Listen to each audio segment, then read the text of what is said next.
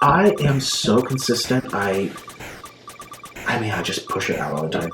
And that's just my personality. So if I'm saying I'm vegan, I am vegan, rain or shine.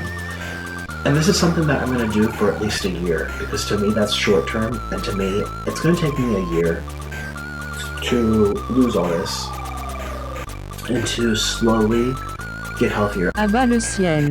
Habits don't define who you are, but they exhibit who you are.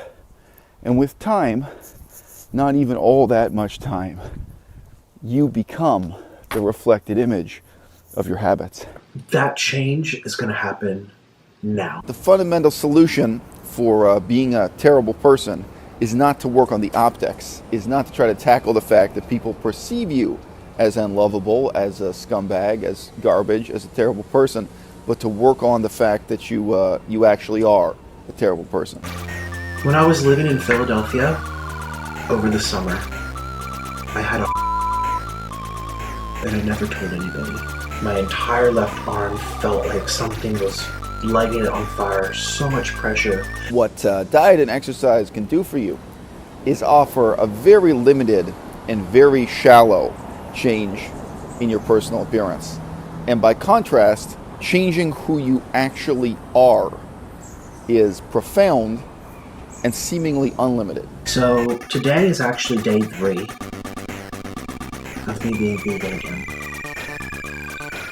And I know that's going to come as a surprise to you. I believe veganism is bad long term. That's my belief. But I do think in the short term it might help. I know what I'm doing when it comes to health. This is health.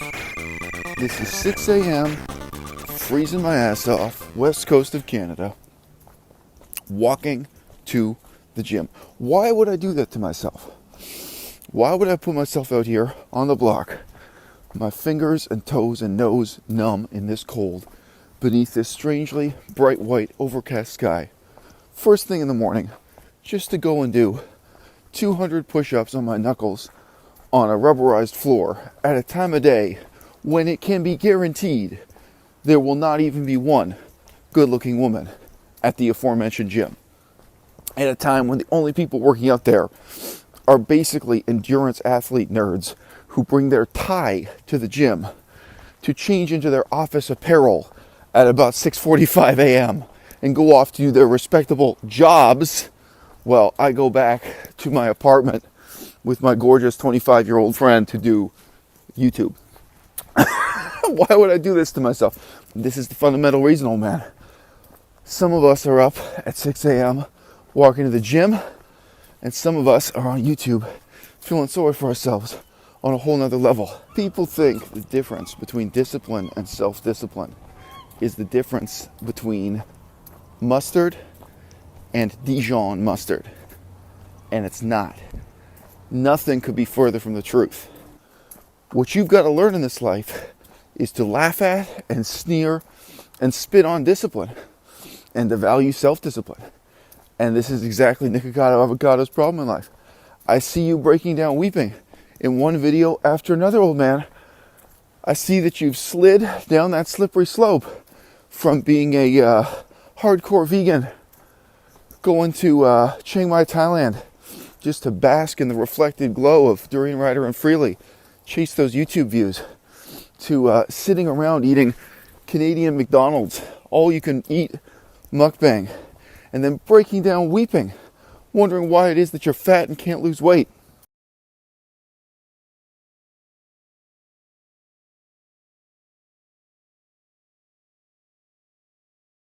I just want to be normal, and I'm not normal. And the last time I talked to Orly, he just told me to jump off the roof.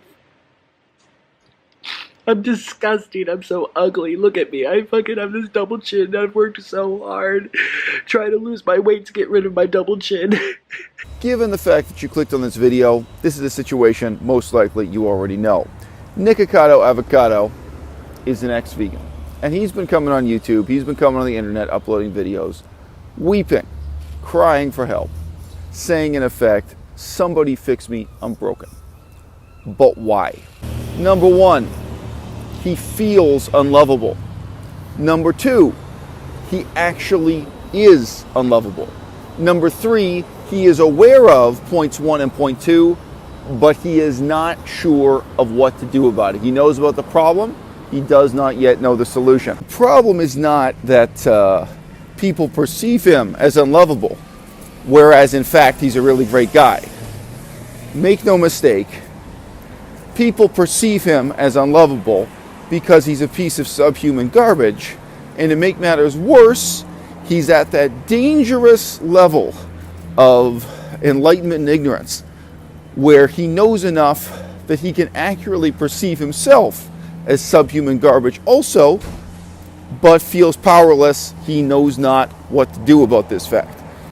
The difference between discipline and self-discipline is the difference between being the commander or the general in your own army and being the lazy piece of shit that the army commander has to scream at while he's doing push-ups, that the other soldiers have to roll out of bed, where other people have to pick you up, explain to you why you're motivated, where basically you're like the psychological equivalent of a leech, not sucking the blood out of other people, but sucking something out of them that they're probably much more reluctant to give away than their blood. Their own sense of will and direction. Other people have exactly what you lack, even in accomplishing the things you do want to accomplish yourself, let alone those things that you lack the foresight or vision to realize you ought to want to accomplish. You see this shit? Grocery store isn't even open yet. This doesn't just apply to doing push-ups at the gym, of course. People who lack self-discipline, those are going to be the people who pay to go to a language school, not to have a teacher explain the language to them, not to have the teacher provide them with the tools they need to learn the language, but precisely for the school to provide them with deadlines, expectation, peer pressure even. Basically, these are people who lack the ability to direct and motivate and govern themselves and spend their whole lives trying to sell themselves into a kind of slavery, whether that's with a boyfriend or a girlfriend who holds them to a higher standard, whether that's with a university professor, language teacher, maybe they have a trainer at the gym, maybe they have someone they look up to who can hold them to that higher standard. But these are people who are going to spend their whole lives looking around outside themselves for something that the rest of us are going to find within. It should be obvious to all of you by now that we are discussing a problem that cannot be solved through diet and exercise. As much as I might love to pretend to solve this problem by selling you a copy of my ebook for $17.99 so that you also can learn how to do 200 push-ups a day on your knuckles by supposedly following black and white diagrams and getting a few paragraphs of meaningless pep talk in bold italic text interspersed with anecdotes about my unbelievably awesome life, that's actually not the way to go in this specific scenario. Again, the fundamental solution for being a terrible person is not to work on the optics, is not to try to tackle the fact that people perceive you as unlovable, as a scumbag, as garbage, as a terrible person, but to work on the fact that you actually are a terrible person. So those of you who follow me on Twitter will notice I said this a couple times in the last few days. What diet and exercise can do for you is offer a very limited and very shallow change in your personal appearance. And by contrast, changing who you actually are is profound and seemingly unlimited. So in talking about discipline and self-discipline, it's much the same whether we're talking about something intangible and ethical and philosophical, like veganism, or something entirely tangible, like doing 200 push-ups a day. It's not the same thing if you only become vegan because your boyfriend or your girlfriend already was vegan and forces you to be vegan against your will and in accordance with their will. That's their self-discipline, that's them dominating you. Now there is a further wrinkle to this because Nikocado is currently living under the delusion that he eats food for a living. that what he's paid to do is come on camera and eat unhealthy food like McDonald's, Arby's, whatever, Taco Bell, I don't know, that people pay to watch him eat food. And you're wrong, Nick. Your job, what you're paid to do, is to come on the internet and talk about your feelings. You don't do a cooking show, man. Nobody really can possibly be so ignorant that they don't know what a miserable fat dude eating a McDonald's hamburger looks like. Most of us see that every day. That's not what the show is, man. The show ultimately is you.